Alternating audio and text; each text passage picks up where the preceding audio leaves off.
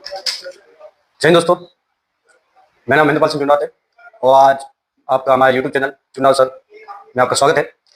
आज मैं जो युवा जो आर्मी में ज्वाइन करना चाहते हैं उनकी मेन समस्या के ऊपर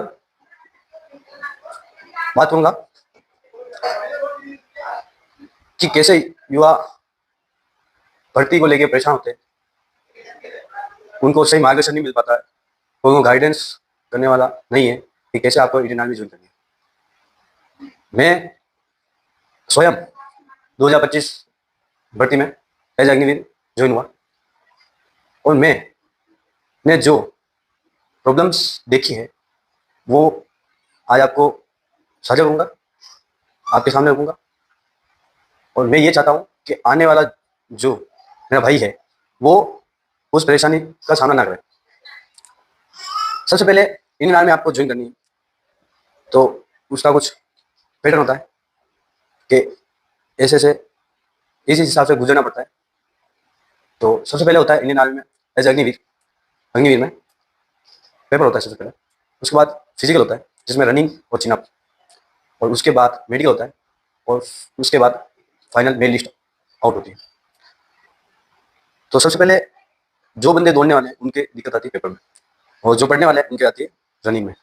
तो दोनों का सॉर्ट आउट करेंगे आज, दोनों को समस्या दूर करेंगे।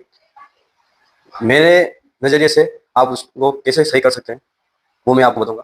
अप्लाई करना आपके ऊपर है।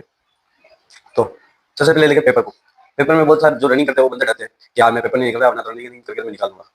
तो पेपर में आपको क्या करना है, सबसे पहले तो अगर आपने सपना है वर्दी को हासिल करने का तो आपको पेपर से 1-2 महीने पहले, मैं ज़्यादा नहीं कहता 1 साल 2 साल अकेडमी जाओ, आप अकेडमी कोई जाने की जरूरत नहीं है। मैंने खुद सेल्फ से निकाला है रनिंग के लिए। मैं 1 महीने 2 महीने अकेडमी गया था क्योंकि ग्रुप में रनिंग होती है, उस हिसाब से वहाँ ग्रुप मिल जाता है अपन को और जाने आने में आसानी होती है, फ्रेंड्स सर्कल बन जाता है। तो मैं आपको यही सलाह दूंगा, एग्जाम आप घर से निकालें, सेल्फ स्टडी करें, यूट्यूब पर बहुत सारा कंटेंट है, उसे देखते हुए आप आया तो निकाल सकते हो। आपको पैटर्न समझना है तो 180 रुपये 160 रुपये की आती है, एसके की बुक आती है, मैंने बुलाया था, ब्लू कलर में आती है, वो ले लीजिए। आप उसमें देख लीजिए पैटर्न किस हिसाब से क्वेश्चन पूछे जाते हैं, किस हिसाब से क्वेश्चन आएंगे, आ रहे हैं, आएंगे, वो सब बता देते हैं, बताया जाता है। आप भले कौन सी बुक लो, सेम टू सेम क्वेश्चन किसी एग्जाम में नहीं आता है, वो रेयर कंडीशन का मिल जाता है। बुकें ज़्यादा लेने की कोई जरूरत नहीं है, एक बुक लो, पैटर्न समझो, किस हिसाब से क्वेश्चन पूछे जा रहे हैं उनकी प्रैक्टिस करो। मैथ में आपका यही है कि इस पैटर्न से क्वेश्चन पूछे जा रहे हैं तो वो उस हिसाब से आप सोल्व करना उसको जारी करो, और वो पूरा आपको सोल्व होना चाहिए। मैथ में यही है, एक बार आप पैटर्न समझ गए, वो सोल्व करना आ गया, कौन सा क्वेश्चन आपको कौन सा क्वेश्चन रख दे उससे मिलता जुलता तो आप सोल्व कर सको, ऐसा होना चाहिए। 15 क्वेश्चन आते, ज़्यादा कुछ नहीं, 30 नंबर के 15 क्वेश्चन आते मैथ के, और ज़्यादातर 15 क्वेश्चन में से 12, 13, 14 राइट हो जाते हैं, मेरी भी उस हिसाब जाती है।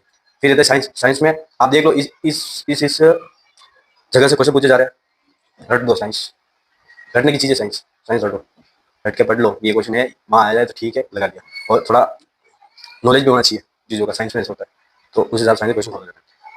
मेन रही जीके 15 क्वेश्चन, वो आपको जीके तो ऐसा है करंट भी पूछ देता है, कभी सबसे पीछे पीछे उठा के पूछ देता है, तो ज़्यादा मेरे हिसाब से आप करंट में वो 7-8 क्वेश्चन पूछता है, 8-9 क्वेश्चन पूछता है, तो आप उसी 2-3 महीने के जो करंट है और जो मैथ में चलती है उनके क्वेश्चन देख लो, तो आप हो जाएगा जीके पास। रीजनिंग है, रीजनिंग को आपको सोल्व कर करके समझना है। रीजनिंग में माँ बेटे वाले क्वेश्चन आते हैं कि ये इसके फूफा लगता है, ये इसके ताऊ लगता है, तो ये आपकी क्या लगेगा, ऐसे क्वेश्चन आता है। और मेन आते हैं ABCD, ए पहले है तो डी किस पे आता है, 4 नंबर पर आता है, ऐसे होता है, ऐसे होते हैं, 2-3 इससे रिलेटेड आ जाते हैं। फिर 4-5 होता है, एक दूरी वाला आता है कि शाम यहाँ से चला और वहाँ तक पहुंचा तो कितना दूरी हो गया, डिस्टेंस हो गया, घुमाता दक्षिण में गया, बाएं गया, दाएं गया, ऐसे होता है। ये होता है रीजनिंग, ज़्यादा क्वेश्चन इन पैटर्नों में से आ जाता है, 5 क्वेश्चन आते हैं। टोटल 100 नंबर पेपर होता है, 50 क्वेश्चन होते हैं, हर क्वेश्चन 2 नंबर होता है। तो ये हो गई पेपर से जुड़ी बात। अब आ जाता है रनिंग पे। फिजिकल पे होता है, रनिंग होती है 60 नंबर की। आप मेरे हिसाब से एक्सीलेंट, गुड, इन दोनों में आ गए, बोल दो नंबर, ये बोलो बस 48 गुड के हैं, वो आ जाए ठीक है। 60 नंबर ये तो और अच्छी बात है, एक्सीलेंट आ जाए तो गुड। फिर 36 जो तीसरा ग्रुप है उनका भी सिलेक्शन होगा आजकल, तो आप देख सकते हैं जिसका पेपर चल गया वो इसमें तीसरे ग्रुप में आ गया सिलेक्शन। और रहता है चिनअप में, सबसे बंदे ज़्यादा तो चिनअप प्रैक्टिस नहीं होती, घर पे चिनअप प्रैक्टिस करते ही नहीं है, रनिंग कर लेते हैं, चिनअप का नहीं होता। चिनअप पे बंदे बहुत फैले, 6 चिनअप तो मैं चाहिए ही है, 7 से आपके नंबर जुड़ने स्टार्ट हो गया। मैं कम से कम आप 9 चिनअप तो लगा दीजिए, 10 लगाओ तो और अच्छा है, 9 लगा दीजिए तो आप हो जाएगा काम। रनिंग आप गुड आ जाइए, 9 चिनअप लगाओ तो भी सिलेक्शन हो जाएगा, कोई नहीं है। 8 लगा दो, पेपर अच्छा गया तो भी सब को अपन को एक जैसा लेके चलना है तो सिलेक्शन होगा। ऐसा नहीं है कि रनिंग अच्छी कर दी, पेपर में ज्यादा नंबर नहीं है तो आप रुक जाओगे, चिनअप लगाया नहीं, रनिंग एक्सीलेंट दे दी, चिनअप नहीं लिया तो भी नहीं हो। सबको कौन लेके चलना है, वेटेज सबको एक जैसा देना है, तो फाइनली सिलेक्शन हो जाएगा। मेडिकल, मेडिकल में क्या है, अगर आपको पता है आपके बड़ा पॉइंट है तो आप मेरे मानो तो इंडियन आर्मी तैयारी ना करें तो अच्छा है, क्योंकि अकेडमी वाले पागल बना देते हैं कि तेरा भाई टूट जाएगा मेडिकल, ऐसा ऐसा ऐसा, कुछ नहीं टूटता है, वहाँ से सीधा आपको भगा दिया जाता है। मैंने देखा है बहुत सारे बंदे चले जाते हैं वहाँ से, और वहाँ से जाने के बाद बहुत दुख होता है मेडिकल आउट होने के बाद, क्योंकि बहुत सफर करके वहाँ मेडिकल होता है बंदा, और वहाँ से उसको पता है भाई colour vision, main colour vision वाला है वो, आप कई पॉइंट छुप भी नहीं सकता कलर विजन पॉइंट, ऐसे दो चार पॉइंट होते हैं। मेरे मेरे एक खास जिगरी मित्र थे, उनका कलर विजन पॉइंट था, वो फाइनली आउट हुए, वो इमेज भी गए, वहाँ भी नहीं टूटा, कलर विजन पॉइंट टूटते नहीं, जैसे दो चार पॉइंट होते हैं वो टूटने का नाम नहीं होता। आप नौकरी में कहा